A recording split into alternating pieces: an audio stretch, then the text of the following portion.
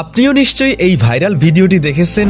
Glass ভর্তি স্বচ্ছ পানির মধ্যে কেউ এক ফোঁটা হলুদের গুঁড়ো ঢেলে দেয় আর সেটা ধীরে ধীরে গ্লাসের নিচে নামতে থাকে, যা সোনালী ঝর্ণার মতো আলোর গ্লো তৈরি করে। এটা শুধু দেখতে সুন্দর নয়, এর পেছনে রয়েছে চমৎকার এক বিজ্ঞানের খেলা। এই গ্লো আসলে কি আলো নাকি কেমিক্যালের রিয়াকশন?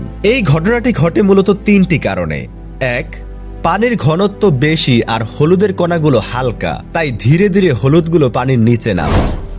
দুই, হলুদ সাধারণত গুঁড়ো বা তরল হলে তাতে আলো রিফ্লেক্ট করে।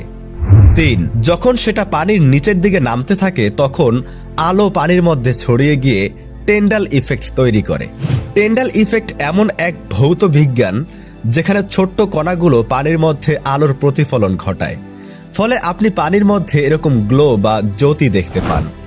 এই দৃশ্যকে দেখে মনে হতে পারে এটা কোনো সিজিআই বা এডিটিং, কিন্তু এটা একেবারেই প্রাকৃতিক বিজ্ঞান যা আমাদের চোখের সামনেই ঘটে।